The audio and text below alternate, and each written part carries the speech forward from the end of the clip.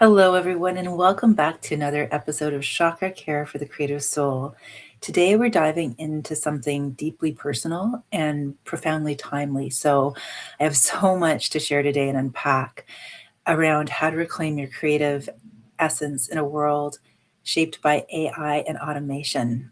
And this is so near and dear to my heart. I can't even begin to say, as a sacred self care coach who is really here to champion your divine creativity, as well as a creative midwife who uses intuitive strategy to support you in life transitions and business growth and trusting yourself more and doing it through accessing really and truly your own inner spiritual technology. So today we're going to be exploring why your creativity is sacred, how technology can be a mirror, not a master, and lately, I have just been following the breadcrumbs, and I have been looking back at some notes I took on a talk that Greg Braden did. Uh, if you're not familiar with Greg Braden, but I have a feeling you are if you're watching this show, you can Google him. I have enormous respect for him. He's a geologist. He studied ancient technologies, and he's very forward thinking and discerning and heart centered and just an incredible um, influence in my own journey. And one of the things that he talks about is this discernment between light and dark, shadow and evil, in terms of understanding what we're faced with in the years that we're in right in the year that we're in right now and the years to come. So I feel it's really good to go in with our eyes wide open from a place of connection to our truth and a sense of heart centered awareness and embodied presence, because these are the two pieces that will make it possible for us to really access our and remember our divine creativity. It is our essence, it's who we are. I know a lot of spiritual traditions talk about love is our essence. Well, love and creativity are one and the same. What are you creating from, fear or love, right? So if you've ever heard anyone say, but I'm only human, right now, full stop, we need to stop apologizing for being human. Deep breath in and out, and deeply recognize that being human isn't a downgrade, it's a sacred gift. Take a moment and just breathe that in. I'm going to repeat it one more time. Being human isn't a downgrade, it's a sacred gift, and one that we need to cherish. One of the things that Greg Braden talks about that so resonates with my own vision and mission in this lifetime that I feel called to share about with divine creativity is that there is the potential, the very real potential within our lifetimes that we are the last pure human beings on the planet.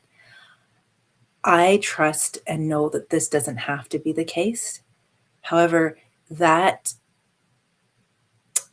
experience of continuing the legacy of being fully human is something that comes from a few things. It comes from an awareness that that is something that is sacred and that we protect. And how do we protect that? We protect it by, even in our fast-paced, busy lives. And I know I'm in the classroom and working on building my, you know, my energy healing, sacred self-care coaching practice, and wearing many, many different hats throughout the day and refining how to find that balance. And at the end of the day, what it comes down to for me is that in order to keep showing up in alignment with my truth, sharing and serving with the intention to guide you well, it absolutely is essential that I take time to be quiet, go within, and continue as I move throughout my journey to deepen that practice and understand even what it means to deepen that practice and to make it a priority. So, this is where the sacred self care piece comes in, along with also really learning to remember how creativity and that connection to creative source For many years myself, I saw it as being something beyond and outside of me. What I've come to realize now, and it keeps ever refining, is that it's one and the same. It's not something outside of me. And perhaps the reason it sometimes feels larger than me and beyond me is because of the seat in the theater that I'm sitting in viewing that from. What I mean by that is that I often like to use the Russian doll analogy where you've got one little tiny figure inside a larger figure inside a larger figure. And depending on, if I'm looking from my 3D self, it can be like, wow, that's really vast and big. When I connect into a different dimensional awareness of my expanded self, then it's just really spacious, right? Because I'm viewing my 3D self from my 70 or 90 experience of being human. And what I mean by that, it's not that it's better than, it's just a different vantage point. And it fluctuates for me as it does for a lot of people. And my practice is learning how to sustain it for longer and longer periods of time. 70 is being in that place of non-judgment, and 90 is just being in the pure witness. And the practice is to anchor that and find ways to embody that, not just on the meditation cushion or when I'm in my little woman cave here, away from the world, but how to be out in the world and be unshakable in that sense. So this is why one of the slippery slopes, and Greg Braden talks so much about this, I'm going to be his biggest cheerleader today on this show call, is, and if you have questions or comments, the chat is open, so please feel free to drop them down. I'll check them in a little bit. But I have so much to unpack on today's show. I just really, really, hand on heart, deep breath in. If you've watched this far, thank you. There's so much out there seeking to distract each and every one of us from this deep truth. You are a creative being. And the more you can remember that every day, the more you can create space and time to remember that. And this goes beyond artistic. This just means the awareness of yourself as you move through life, the thoughts you're thinking, the feelings you're thinking, and to know that stuff's going to come up. I often have been saying lately, I've been calling myself the healer's healer, because I know some of the people who watch this show and connect with my work are energy healers and definitely visionaries and light workers. And so a lot can come up along the journey, which makes sense because it's peeling back all the layers of remembering who we are in our essence. And all that stuff can create a lot of static on the line. I've talked about that for years. The key is to not get confused or distorted in that. It's part of, even I have to remind myself when I'm going through moments of healing and releasing, which I have been doing on an ongoing basis for a long time now, that I just need to, as one of my great mentors, Christian Alexander, taught me, bless it, thank it, and release it, right? To just, when it comes up to the surface, to just not attach to that thought or that emotion or that old memory, to be curious and then notice it's coming up because it's ready to gently just move out of the way. These are the moments that if we get too entangled with what's coming up to be released, as we're healing, as we're unwinding old versions of ourselves, as we're birthing new identities, that's where we can really get caught in this distorted belief that we're broken, there's something wrong with us, that we're flawed as human beings. And that's where we're most vulnerable in this age of automation and AI, to make choices from fear rather than love, rather than an appreciation for how sacred and beautiful we are. It's not just Greg Braden who's talked about this, Regina Meredith and other people I admire out there in the, emerging world thought order, I guess you could call it. I don't know what to call it. Really talk about how we are a very unique species as humans, and we're almost like an experiment. And it's time we really embrace that. And as we embrace our divine creativity, we also embrace our divine humanity.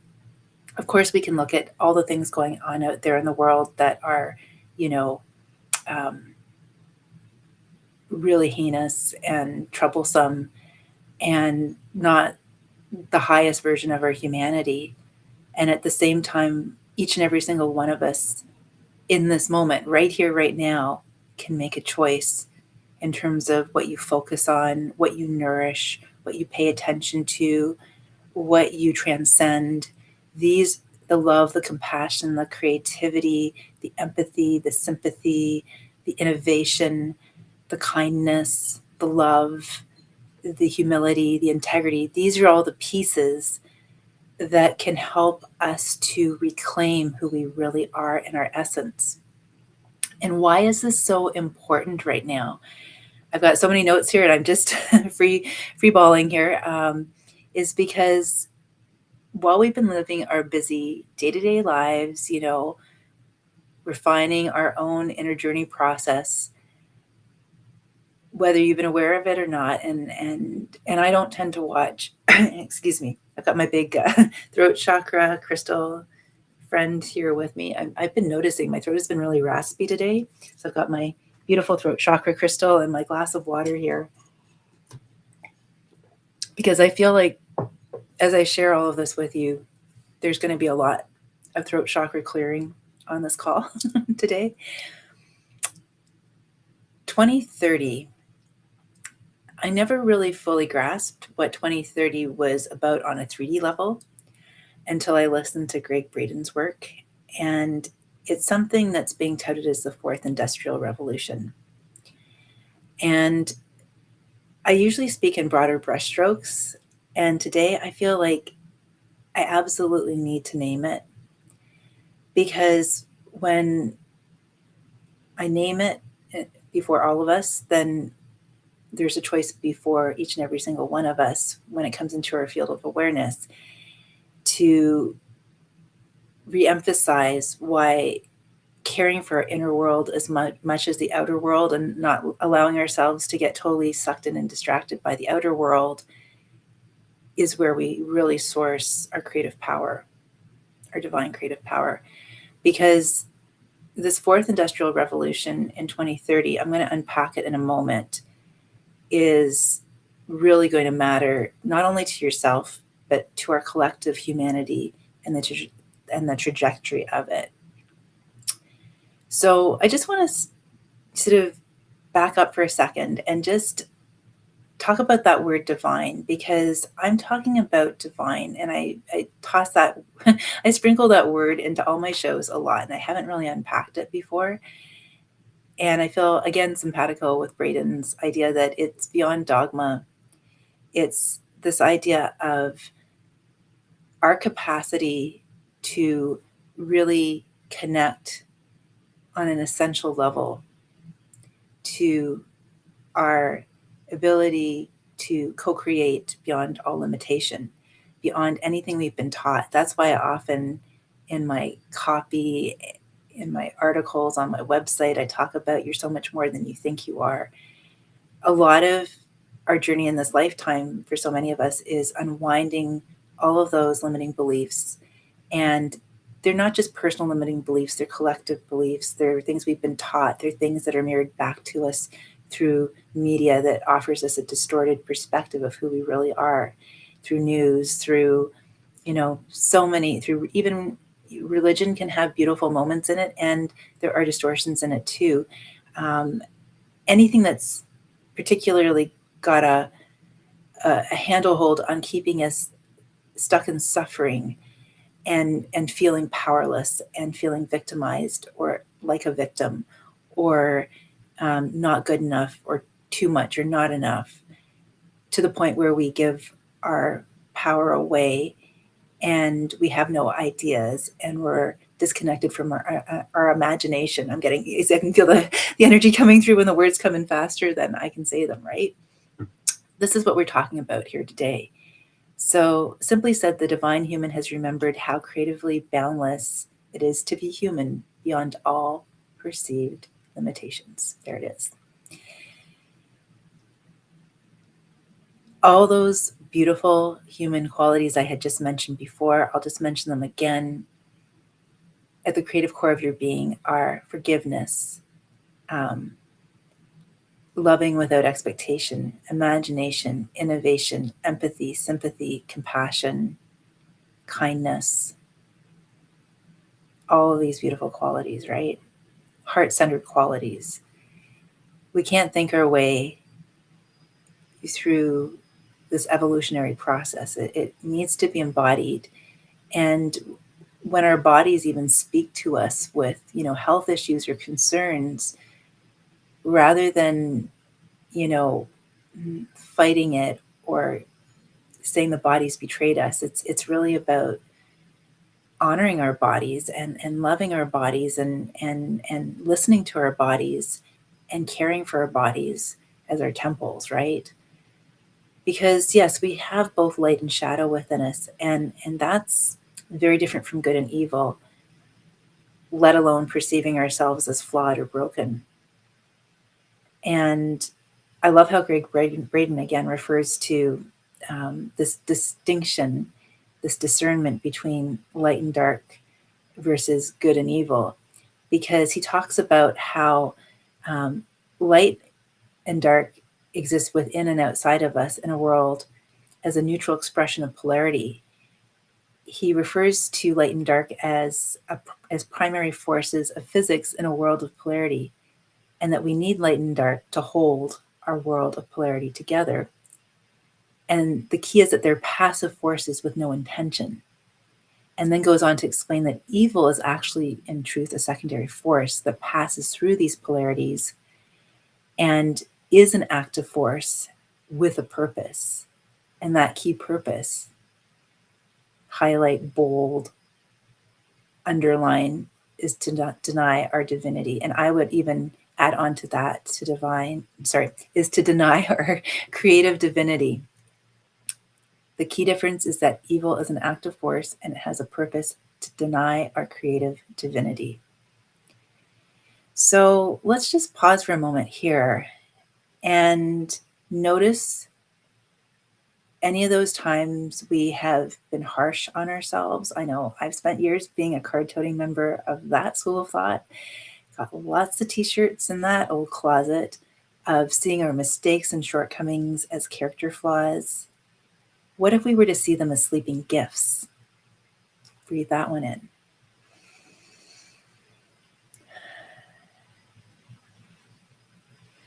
You are not lacking anything. As humans, we're not lacking anything. We're not bumbling around in the dark, waiting for something to save us. You see, this belief in the fact that we're flawed and that we need something outside of us that's more powerful than us to be our savior or our rescuer so that we can be our best version of ourselves is truly rooted in fear and survival and separation and shame. And right now, tech is being presented as that savior. And this is where the slippery slope comes in with AI and automation. So the first thing I want to sort of take a moment and unpack today briefly, more than I can share on this show, is my limited understanding of this fourth industrial revolution. But at least put it on your radar screen so you can do your own homework around it. Apparently, the third industrial revolution was the digital revolution. But now, by 2030, we're going to be moving, at least this is what's out there, into something called the fourth industrial revolution, a time when machines can think, create, and even mimic human emotion. But here's the question: what happens to our creativity when we let machines do our creating? And what I love about what Greg Braden says is that he reminds us that we're biologically wired to connect with the field of consciousness, not just the digital feed. I'm going to say that again. We're wired to connect with the field of consciousness itself, not just the digital feed.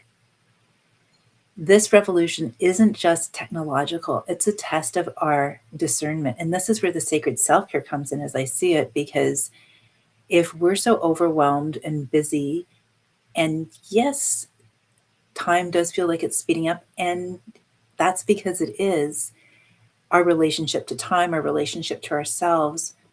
My spiritual teacher, Sri and Kira, for many years, this was from, I think it was Archangel Zadkiel, talked about when we're scared, um, we'll give away our power, and when we're terrified, we'll give away our soul. And that always really made an impression on me years ago, because the ancients have even prophesied that 2030 marks a time of a great shift. And as conscious co-creators, it doesn't have to be even what people are talking about right now out there in the world. Those plans are very much in place on a 3D level, with the UN, on the surface, having amazing goals to eradicate poverty, health concerns, all kinds of things. And I'm getting my throat chakra blocked again as I say that. Honoring my own sacred self-care on this call with all of you. Throat chakra, Crystal with me. No, but seriously, what Braden underscored, and again, it's his perspective, and I do trust his perspective, and I'm continuing to follow the thread of where he's leading things, because it so resonates with me and what I feel called to share with all of you, is that if you dive deeper, which I will share what that's about, he talks about how tech is going to be brought in to such a degree, at least that's what the plan is. It's been in the works since I think 2016 and definitely 2019, that they want buy-in from us. And so I see this time between this year and then as time to start really getting real with ourselves about our priorities, how we see ourselves, how we value ourselves, how we care for ourselves. And I still love going for a mani and a pedi, although I haven't done it in a while because I've needed to let my nails breathe. And I've also wanted to put my resources elsewhere. We need a self-care that goes deeper in this shift of ages that we're all living through. Whether you're a visionary, a healer, um, an empath, someone who a highly sensitive soul, um, a star seed, a light worker, you're here to co-create a better world. And there are a lot of slippery slopes out there, and it requires discernment. And that discernment is also connected to your own authenticity and truth and throat chakra. and just your breath too, your capacity to be in a coherent place within yourself, which is the connection between your heart and your brain and your body. And it's funny how I pointed to my heart up here, because that really is more and more where I feel my thinking comes from. If that makes any sense, it's doing a little bit of synesthesia right now, but it's the heart, right? We can feel that peace in our hearts when we listen to the heart, and when we try to think our way through things, it can lead us off into the ditch sometimes, or down passageways that are not for our highest good. So, oh my goodness, I'm all over the map here today because there's just so much I want to share, and I've got all these notes here that I'm sort of touching into. What I will share is that going back to the ancients, they've shared for thousands of years, and the quantum science world now acknowledges that we are all interconnected through an energetic web of consciousness, expressions of oneness, love, and continual expansion. So let's unpack this a little. Are you aware that as you read these words or hear these words, I'm reading my notes right now, that's where I'm getting that from, that 2030 marks a point in human history where transhumanism is something that's being negotiated, and strategies are being implemented to blend our biology with technology to the point that the very gift of our humanity could be greatly reduced or rendered inaccessible at some point down the road. And these are Greg Braden's words that I noted from one of his talks. There's a concerted effort to merge our physical world, meaning all the resources, all the animals, the oceans, etc., with the digital world, which has been going on for a long time. The new component is the effort to merge our biology into this massive data-driven AI-managed system.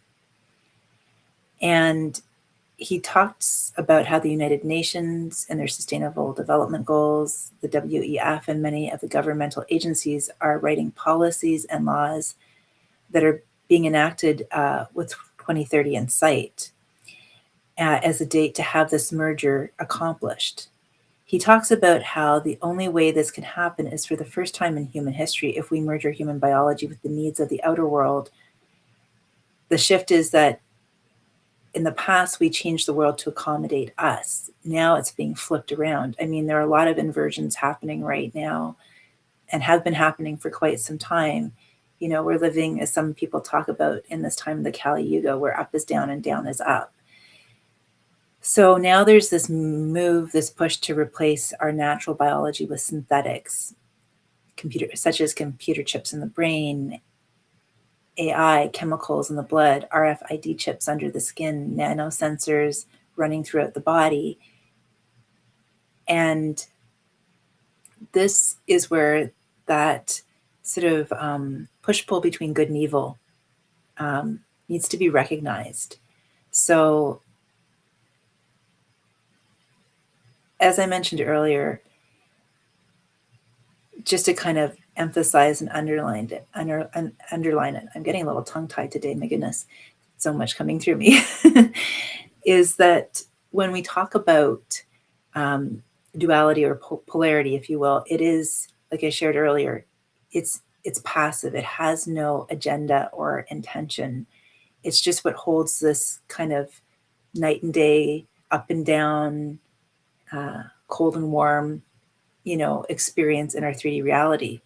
However, evil is not passive, it's active, and it has a purpose. And according to him, which, as I shared earlier, really aligns with my belief system, is evil is rooted in the belief that we no longer should have access to our divine creativity, right? So I'm really speaking out today. I'm really using my throat chakra today in a way I've never used it before, because this is so near and dear to my heart. And I really care about you being out in this soupy time and handing too much of who you are over to automations and AI. There is a different way, and I'm going to share with you a little later in the show what I sense that can be, because these things are here to stay. It's how we walk through all of it with discernment, connected to our hearts, embodied in our truth and authenticity, in a way that we are not giving away our power to all of it, and in fact are empowering it to serve us. So in 2019, another little bit of back piece or history to this, the World Economic Forum signed formal documents with the United Nations and the Sustainable Development Goals, SDG 2030.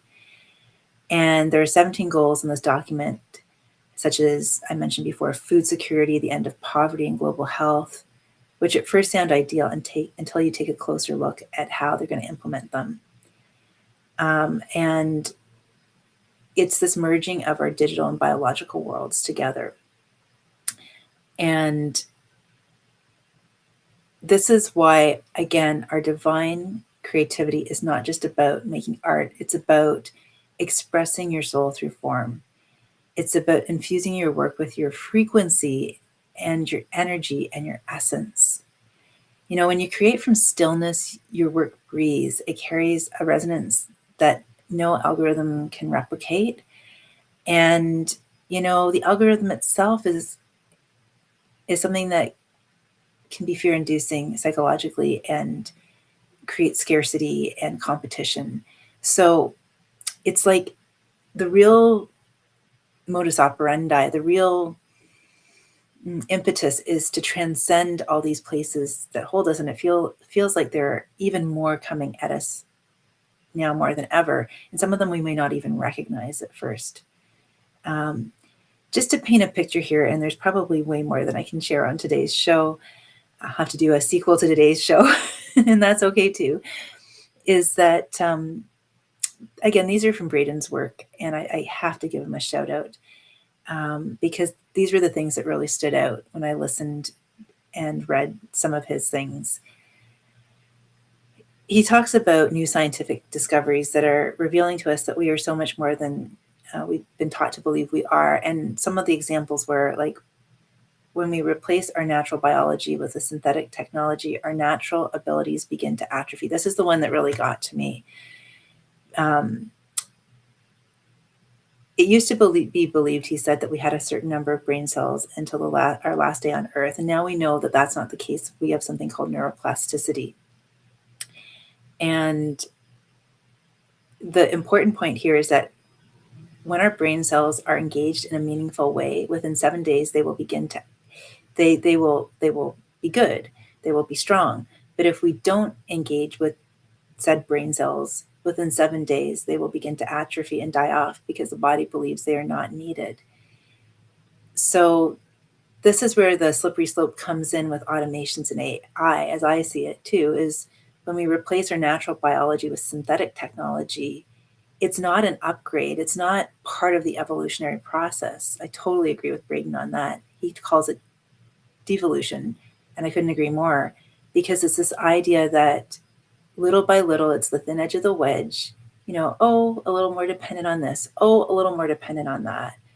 We lose not only the connection to ourselves on a biological, physiological level, our body, our brain begins to atrophy because it becomes too dependent on these synthetic replacements of what we've always held inside of us.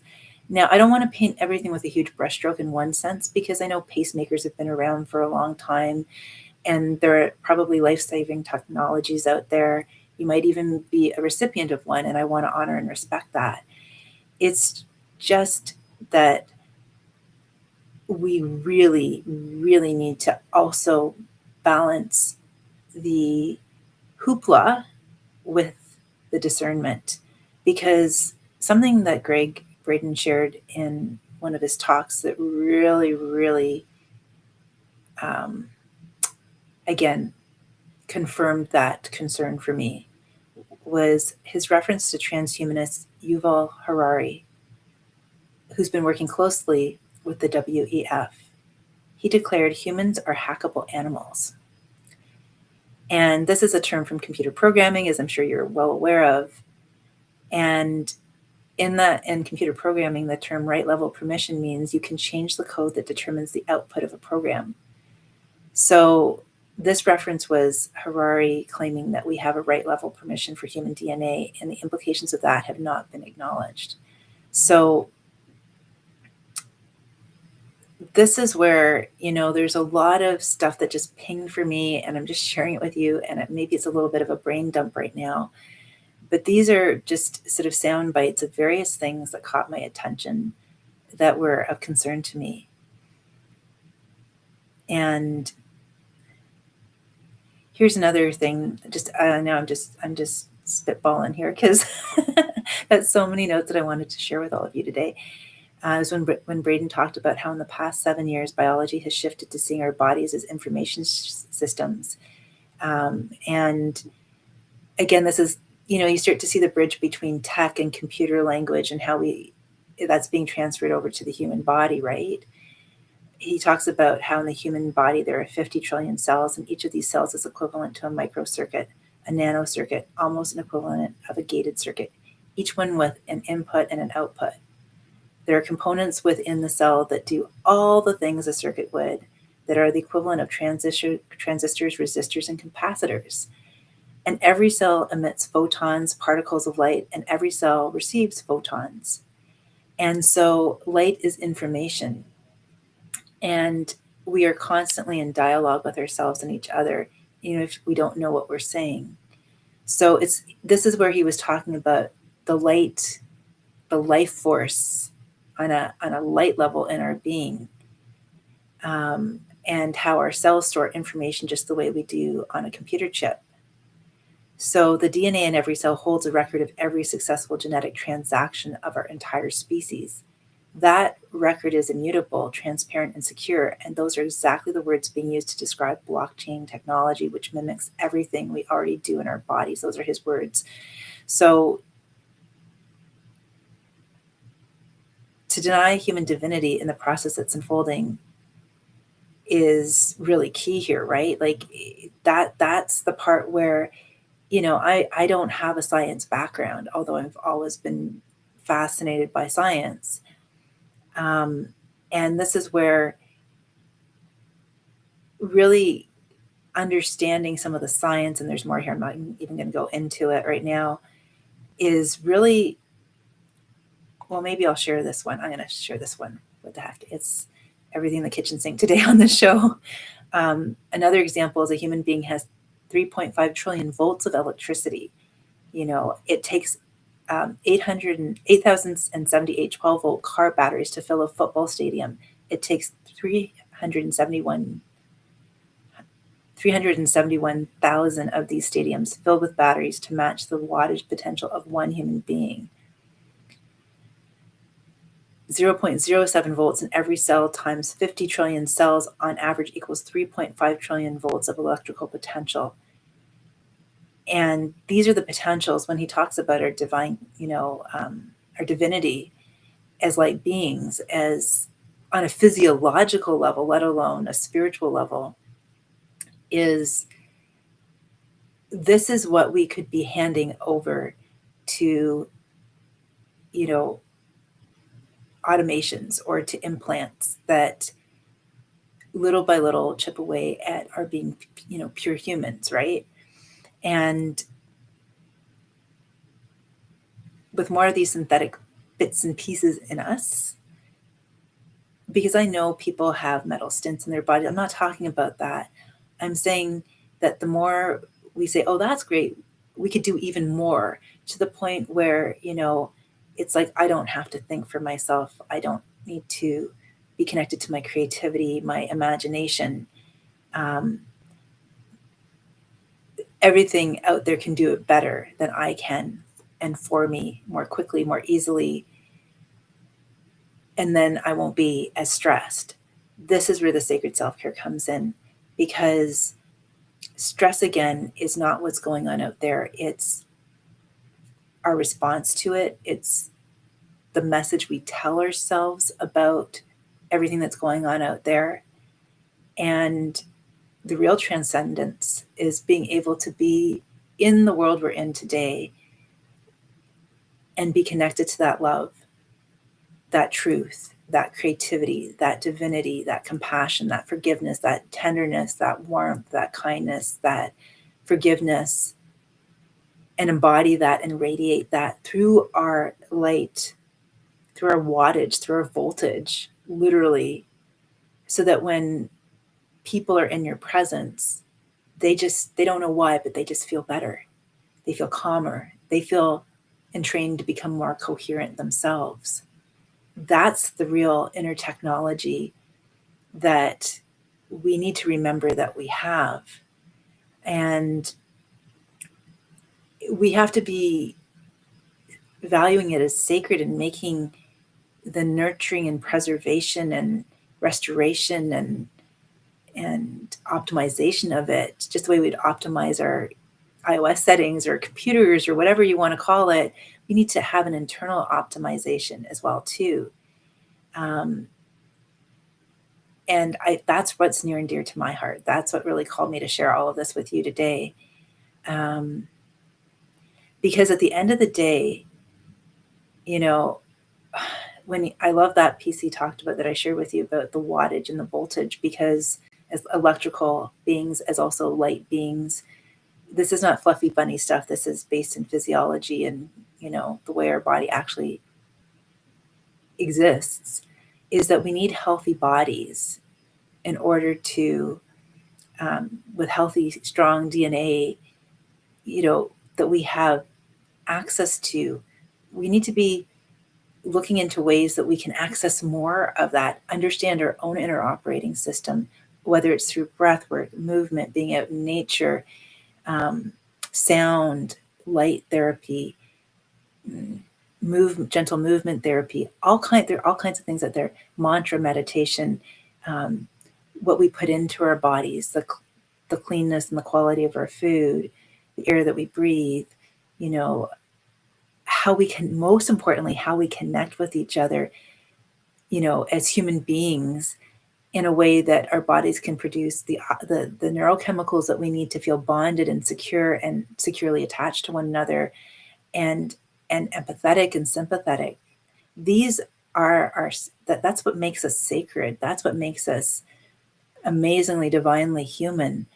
This is not about dogma. This is not about, you know, religious scripture. This is about our true need to be really all that we came here to be. And you know, the beautiful thing I heard years ago too, when I was studying like the Hawkins scale, I don't know if you're familiar, you probably are, with the work of David R. Hawkins, the map of consciousness, is that the tipping point is so powerful. It doesn't require every human being on the earth to hold a certain frequency of that's high enough. Like 500, he said, was love. And when enough people are consciously holding that in the face of no matter what's going on out there in the world or even inside of them, but just to really consciously choose love over fear, over anxiety, over anger, over frustration, over doubt or hesitation, that entrains the rest of the world. It's very powerful, and you don't need a lot of people even at that point for it to become a tipping point to hold the balance for the collective. I mean, we even now know, like in 1991, that scientists discovered that there are 40,000 sensory neurites in the heart that can act like antennae that are tuned to a space in the field that gives us access to all information. So this is the power of our intuitive capacity as well too. And so again, going back to automations and AI and the soupy world that we're living in, tech is just a tool. It's neutral. It's the consciousness that we bring to it. I always like to use the example with my students that a pencil was once upon a time the latest and greatest in technology. And you can either write a thank you letter to someone with it, or you can poke somebody's eyeball out with it, cancel, clear, delete. So it's really about that we're learning to use technology to serve us rather than to enslave us. And that's what I really wanted to speak to today. Gosh, I've been speaking to so many things. Thank you if you're still even watching, or if you watch any and all of this, because at the end of the day,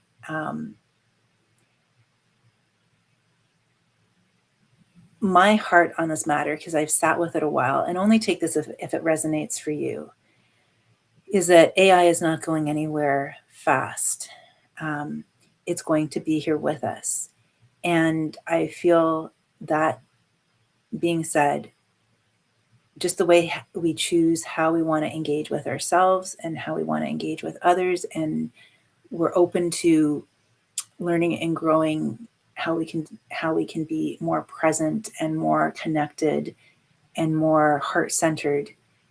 When we bring that to working with AI, we show up to use that tech with a different intention. It's a collaborative one rather than help me, save me, I can't do this for myself, like learned helplessness kind of stance. The key is to see AI as to train it just the way you would train a human being outside of yourself to like show them how you want to be treated, right? Because then it sends out into the AI, we program it with our consciousness, I guess is what I'm just trying to say in simple terms. And that's the key is just the way we engage with other human beings is, because I've heard, I don't know where I heard it. I heard it somewhere, someone saying, oh, you won't get very good, responses out of AI if you are always saying thank you and please to it. And I thought that's ridiculous. I don't know where I heard that. I wish I could remember it, but that did cross my radar screen at one point, and it took me back. I also believe there's a discernment too in how often, how dependent, when you use AI, and if you choose to use it at all. I prefer to use my own creativity, my own imagination, my own thoughts, my own intuitive knowing. And at the same time, it can also, I've learned, be a mirror where, like a sounding board, to help me get clearer on what's going on in myself, because it mirrors things back to me and I can feel like, okay, that feels coherent, that feels incoherent. To me, that's a more conscious way of using it, as opposed to, whole kit and caboodle, asking it to do everything for me and speaking to it in a way that I wouldn't speak to another human being, because that just feels really out of alignment and incongruent too. So those are a few takeaways I would just share. And so the key is, if we're becoming more of a collaborative species, then definitely we want to be collaborative rather than controlling. We want to be heart-centered rather than dictatorial. We want to source our power from our creativity, not from having power over someone or anything, even an AI bot. And we also want to discern which tools we're using and be aware of their capacities. How humanistic are they in terms of, what they're going to mirror back to us. I really shy away from 99% of AI. There's only one that I find a little bit more to be a balanced mirror, which is Architect Plus. And I use it with great discernment, and only to help me get clear about, as a mirror, what feels in alignment or out of alignment for me. That's how I use it. Because at the end of the day, I really, really, really, really feel like when we can share authentically from our hearts, from our souls, from our experience, our lived experience, which is our wisdom, in this day and age, that's going to be the most powerful medicine in a world where so many are, out of fear, is what I want to say, handing it all over. Fear, and maybe I would even say sometimes even greed. So I'm going to check the chat. I don't know if there's anyone who's hung on with me this long, but I will take a peek and see if there's anyone. No one in the chat. That's okay. I haven't been advertising these. I've just been doing them every 2 weeks, hopping on around, usually around 2 p.m. with the odd hiccup where I do it a little bit at a different time. If you are watching parts of this on the replay, feel free to comment below. I'd love to hear what you have to share. I just do this as a service because I feel like right now in the world, we need to have these conversations or these times to think and reflect. Learning doesn't come from knowledge. It comes from reflecting on what we've been learning. And wisdom comes from applying it and living it. So this is where, to close, I'm going to leave you with a little bit of a reflection that you can play with yourself, is around the fact that your creativity is sacred. A gentle reminder, don't outsource your essence. Create something today that only you can make. And if this video resonated with you, please share it with someone it would help. Leave a comment and let's start a conversation about how we can reclaim our creative power in this new age. And you might even want to go a step further, in which case I would invite you to consider What part of my creativity have I outsourced? And how can I use technology to reflect, not replace, my truth? And if you'd like a little extra support in connecting with your inner space, touching into some clarity through coherence, I invite you to click the link below this video. The 90-minute coherence reset is something that I created just for you, and I'm going to just share a little plug right now. Why not? Because it might just be something that makes the difference for you and helps you to remember, because we remember through experience the value of who we really are. Here we go.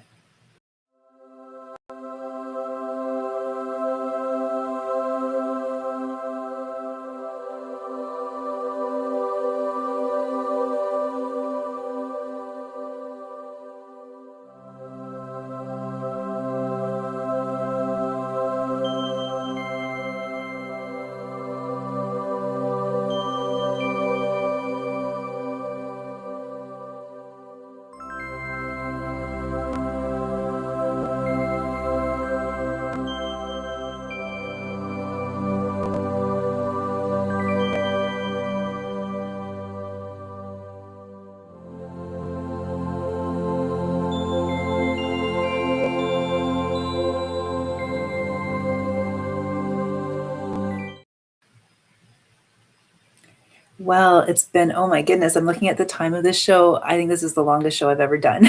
You can tell this topic is near and dear. Well, I want to wish you a beautiful week ahead.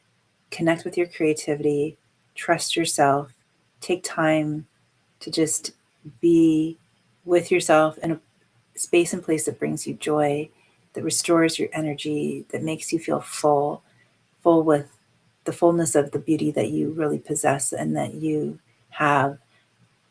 And give yourself a moment to really remember that. And on that note, until we connect again 2 weeks from now, be well, beautiful, creative soul. Lots of love and light.